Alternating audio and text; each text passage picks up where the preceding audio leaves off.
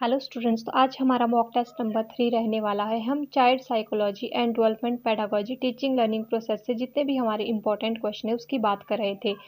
ये जो वीडियो है ये आपके HPPSC बीएड पोर्शन जो आपका 20 मार्क्स का रहने वाला है उसके लिए बहुत ज़्यादा इम्पॉर्टेंट है।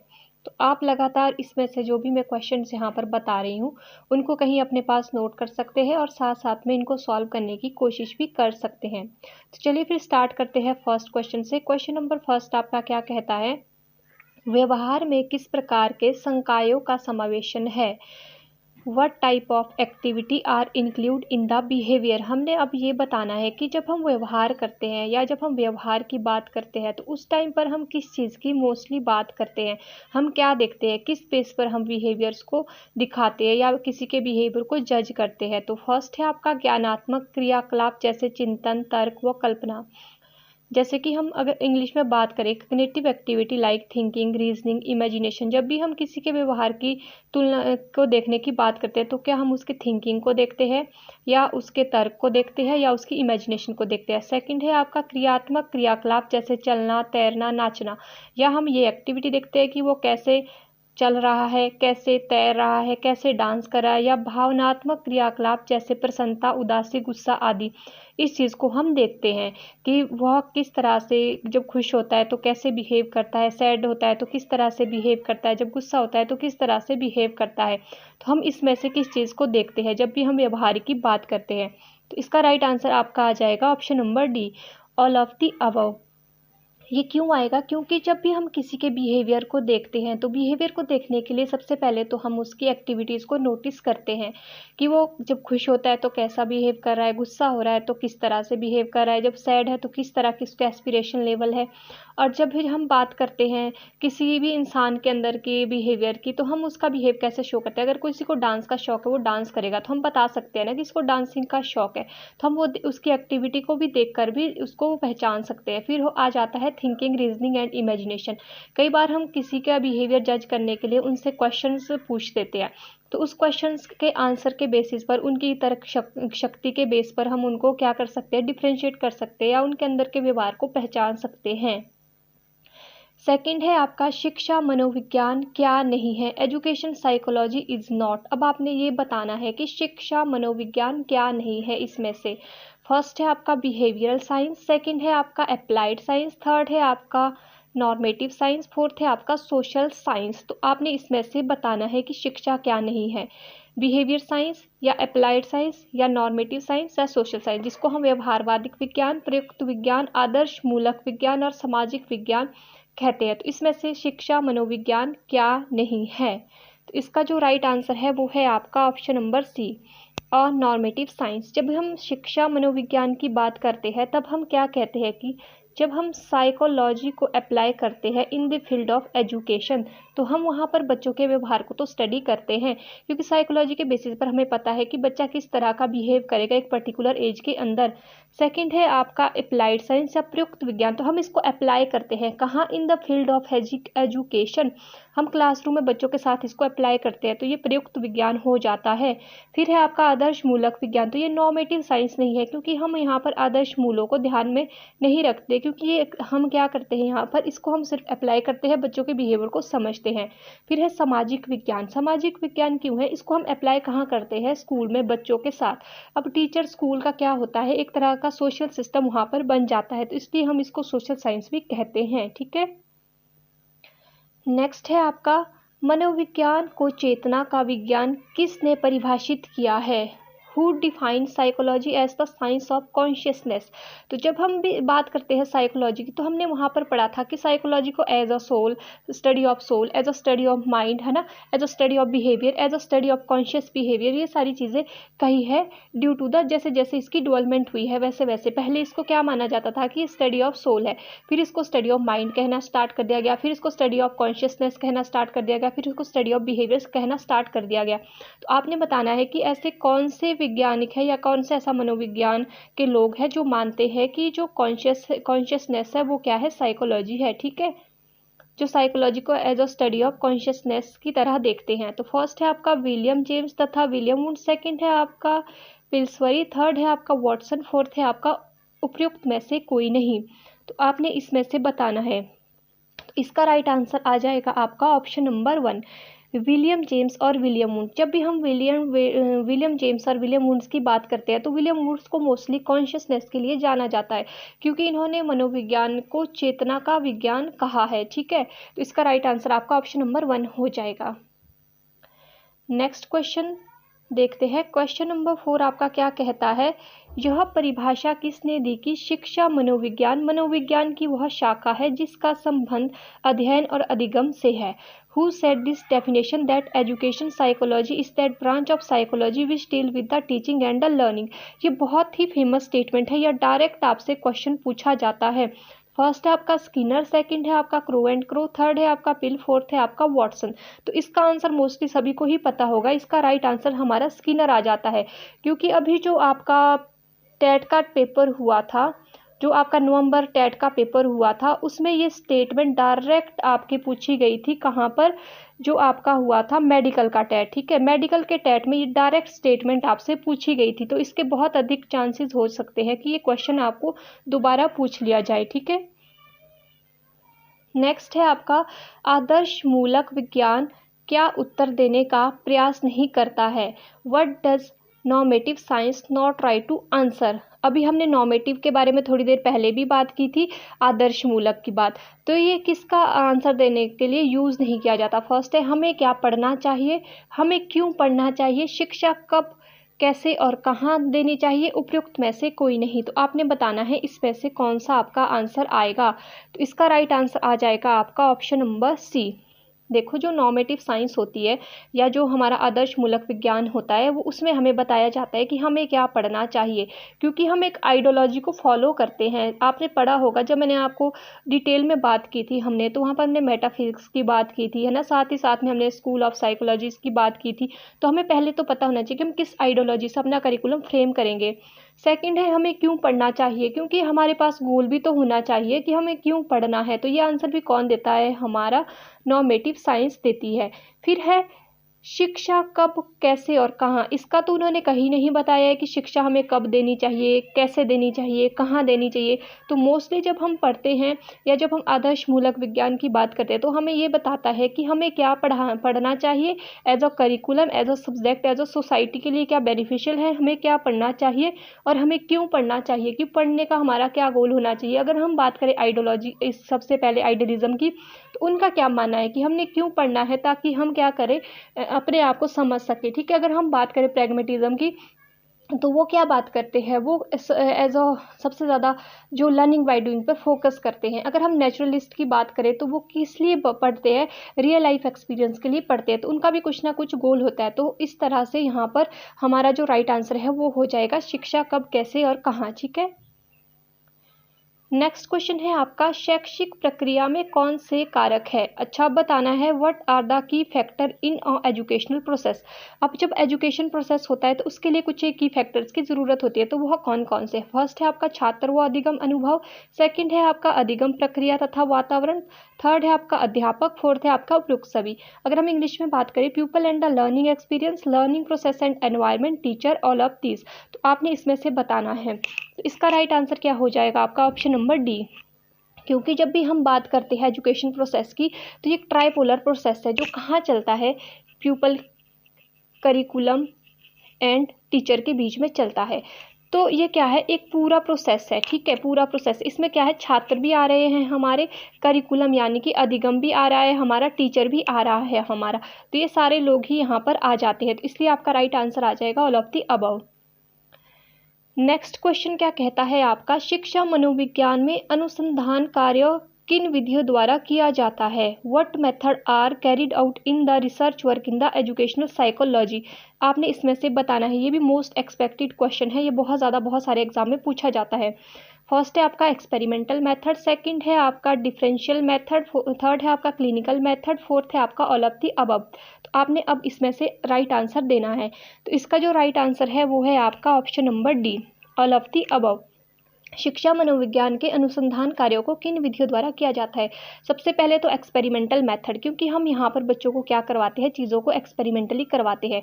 डिफरेंशियल मेथड, जहाँ पर हम बच्चों को अवच्छेदक विधि या सापेक्ष विधि से भी सिखाते हैं। निदानक मेथड, जब हम बात करते हैं डायग्नोस्टिक की, ठीक है, जब हम बच्चों के अंदर उनकी डिफिकल्टीज़ को फाइंड आउट करते हैं, उसके बाद हम उनको क्या करते हैं, निदान भी देते हैं, यानी कि उनको हम रिमेडीज़ भी देते हैं। तो ये सारे मेथड हमारे किसके अंदर आ जाते हैं, शिक्षा मनोविज्ञान के अंदर आ जाते हैं, ठीक है।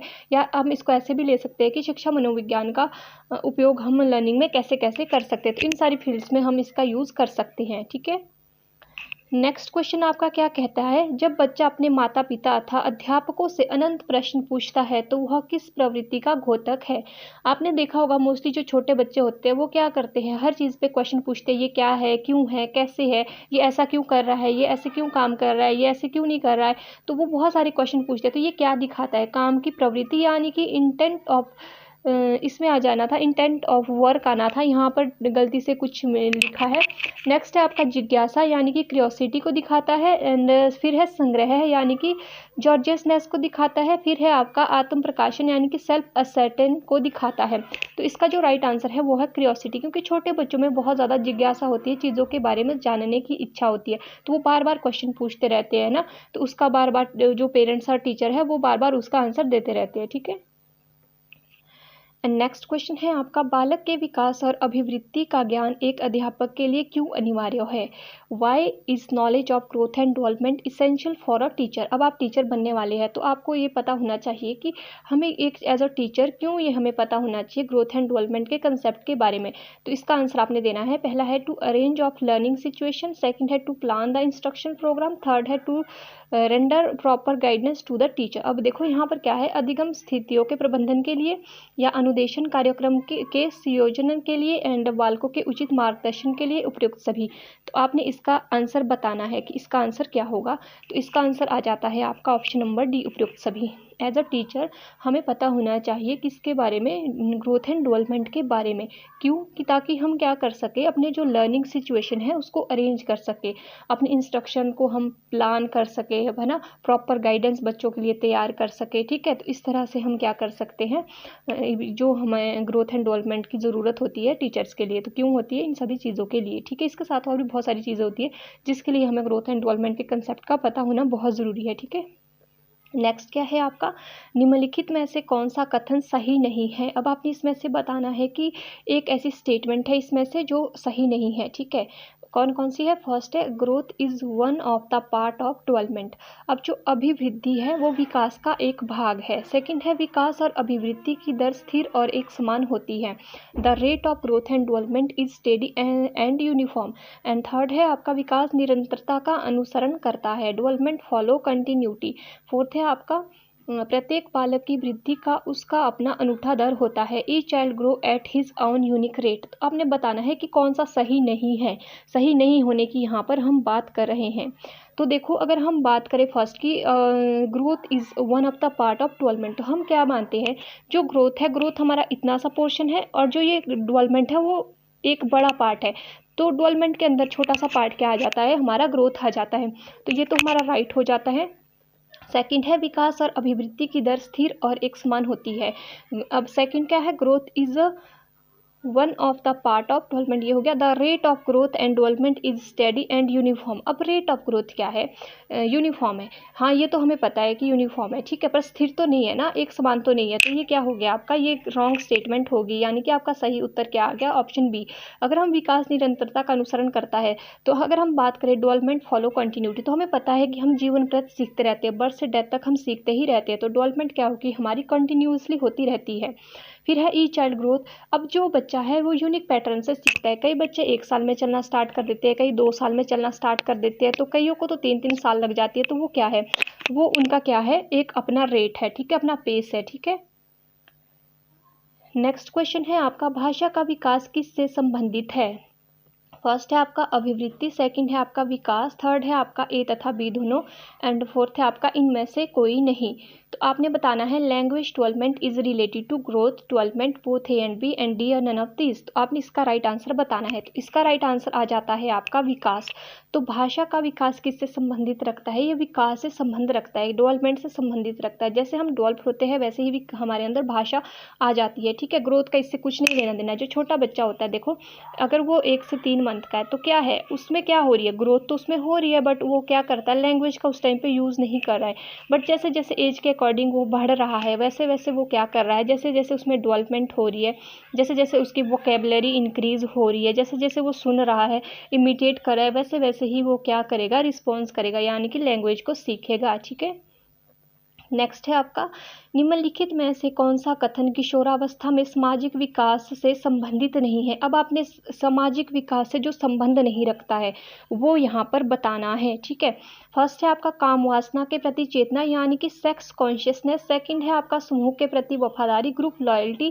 थर्ड है आपका सोशल इंटरेस्ट एंड कंटेक्ट यानी कि सामाजिक रुचियां व संबंध। फोर्थ है आपका हीरो वर्शिप यानी कि नायक महिमा, ठीक है। तो आपने बताना है कौन सा कथन किशोरावस्था में सामाजिक विकास से संबंधित नहीं है। सोशल डेवलपमेंट से बताना है, हमने पर्सनल डेवलपमेंट से नहीं बताना है।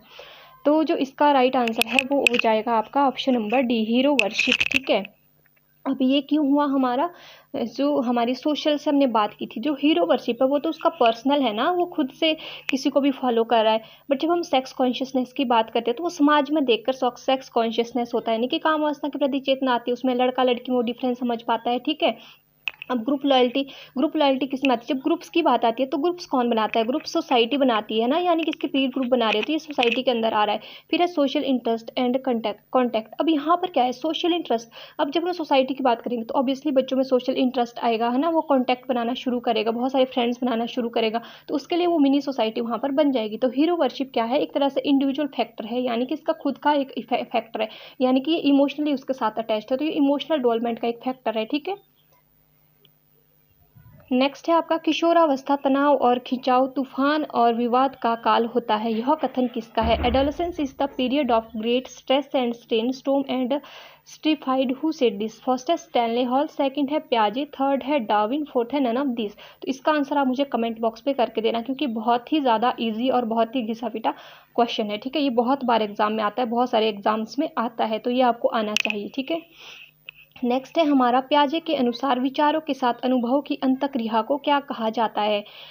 वट अकॉर्डिंग टू प्याजे is called the interaction of experiences with ideas. Ideas के साथ जब हमारे एक्सपीरियंसेस की बात हम करते हैं तो उसको हम क्या कहते हैं? फर्स्ट है आपका अनुकूलन यानी कि एडेप्टेशन, फिर है आपका परिपाक यानी कि असैमिलेशन, फिर है आपका समायोजन एकोमोडेशन, फोर्थ है आपका क्लासिफिकेशन यानी कि वर्गीकरण। तो आपने इसका आंसर मुझे करना है, इसका आंसर क्या होगा आपके अकॉर्डिंग? तो इसका आंसर आ जाता है हमारा एसेमिलेशन, यानी कि जब हम एसेमिलेट कर पाते हैं चीज़ों को तो उसे ही हम क्या कहते हैं? अनुभव की अंतःक्रिया, ठीक है। जब हम विचारों को कहाँ, अपने जो हमने देखी चीज़ें या हमारे विचारों के बीच में जब क्या हो रही है, एक दूसरे हमारे जो विचार है वो आपस में अंतःक्रिया कर रहे हैं।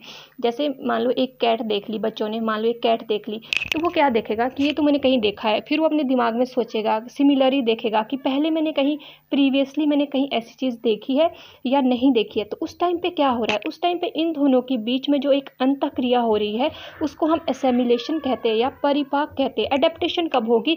जब आपकी एसेमिलेशन कंप्लीट हो जाएगी, उसके बाद जब आप कंसेप्ट बनाएंगे कि हाँ मैंने देखा है, अगर देखा है तो ये कैट है, अगर आपने नहीं देखा है तो न्यू इन्फॉर्मेशन ऐड होगी कि ये नई चीज़ है, बट है क्या, तो वो क्या है आपकी एडेप्टेशन। एडेप्टेशन कब हो रही है? बाद में। पहले क्या हो रही है? एसेमिलेशन हो रही है, आप क्या कर रहे हो, समझ रहे हो पहले चीज़ों को, ठीक है।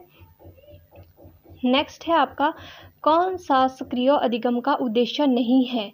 Which one is not the aim of active learning? Active learning का इनमें से एक एम नहीं है, ये आपने बताना है। पहला है प्रश्नों के उत्तर जुबानी याद करना, सेकंड है आपका अधिगम की प्रक्रिया में विद्यार्थियों की सक्रिय भागीदारी, फिर है आपका कौशल विकास, ज्ञान का सृजन तथा प्रयोग, फोर्थ है आपका कंस्ट्रक्शन एंड यूजिंग नॉलेज। तो आपने अब इस क्वेश्चन को अच्छे से देखना है और इसका आंसर देने की कोशिश करनी है कि इसका आंसर क्या आएगा। ये बहुत ही ईजी है, इसको देखने से ही पता चल रहा है। देखो क्वेश्चन में क्या लिखा है, नहीं है, नेगेटिव स्टेटमेंट है।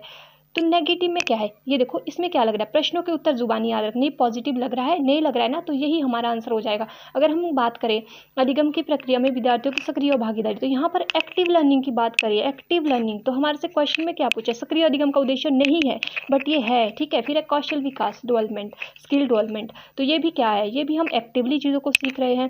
फिर है हमारा कंस्ट्रक्शन एंड यूजिंग, जब हम कंस्ट्रक्ट की बात करते हैं, सृजन की बात करते हैं, निर्माण की बात करते हैं, तो हम सक्रिय उस चीज़ में काम करते हैं, एक्टिवली हम वहाँ पर पार्टिसिपेट कर रहे होते हैं, ठीक है। नेक्स्ट क्वेश्चन है आपका, सबसे पहले बुद्धिलब्धता पद का प्रयोग किसने किया, who first use the term IQ। अब आपने ये बताना है कि पहली बार किसने IQ टर्म को यूज़ किया था। ये भी मैंने आपको बहुत बार करवाया है, जब इसकी PYQ हमने बनाई थी तब भी हमने इसके बारे में बात की थी। फर्स्ट है आपका जॉनसन एंड स्टर्न, सेकंड है आपका विलियम स्टर्न, थर्ड है आपका प्रोफेसर थॉमस, फोर्थ है आपका मिस्टर वुंड। तो यहाँ पर पहले से ही राइट आंसर पर टिक लगाई है, तो आपका राइट आंसर आ जाएगा option number B, William Stern, ठीक है। नेक्स्ट क्वेश्चन है, यदि एक बालक जिसकी मानसिक आयु 12 वर्ष है बुद्धिलब्धि परीक्षा में 75 अंक प्राप्त करता है, तो उसकी वास्तविक आयु क्या होगी, आपने अब ये बताना है। 28 का फर्स्ट है आपका 10 वर्ष का होगा, 14 वर्ष का होगा, 18 वर्ष का होगा या 16 वर्ष का होगा। तो आपने इसके लिए क्या करना है, mental as upon chronological age into 100 करना है। अब हमने देखा मानसिक आयु कितनी है, 12 वर्ष है, क्रोनोलॉजिकल एज हमारे को पता नहीं है बट ये कितनी है, 100 है, तो हमने इसको निकालना है। तो अब आप इसको कैसे निकालोगे, इसके लिए आपने क्या करना है, यहाँ पर आपने 12/CA इंटू 100 इजक्वल टू 75 करना है, कर देना है। तो इसके बाद आपकी एज 16 ईयर यहाँ पर निकल जाएगी। तो आपका राइट आंसर क्या आ जाएगा, आपका राइट आंसर आ जाएगा यहाँ पर ऑप्शन नंबर डी, ठीक है। ये आपको आना चाहिए निकालना, ठीक है। यहाँ पर कुछ भी नहीं करना है, सिंपली फॉर्मूले में वैल्यूज़ को पुट करना है, उसके बाद सिंपल कैलकुलेशन करनी है, जिसके बाद कि आपका सही एज आपकी निकल जाएगी, ठीक है। नेक्स्ट है आपका E.L. थॉर्नडाइक ने बुद्धि का वर्गीकरण किया है। अब जो E.L. थॉर्नडाइक है उन्होंने इंटेलिजेंस को क्लासिफाई किया है। अब आपने बताना है किस बेस पे, हमने बहुत सारे इनकी जब हमने क्लासिफिकेशन की बात की थी तो वहाँ पर मैंने बहुत ही डिटेल में आपको ये बताया है। फर्स्ट है आपका ऑब्स्ट्रैक्ट इंटेलिजेंस, सेकंड है आपका कंक्रीट इंटेलिजेंस, थर्ड है आपका सोशल इंटेलिजेंस, फोर्थ है आपका ऑल ऑफ दिस।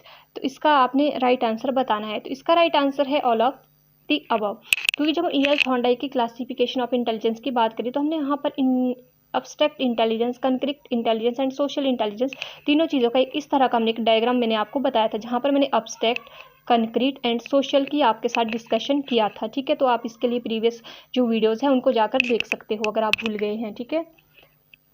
नेक्स्ट है आपका हार्वर्ड गार्डनर के अनुसार महान वैज्ञानिकों, गणितज्ञों और दार्शनिकों में किस प्रकार की बुद्धि पाई जाती है।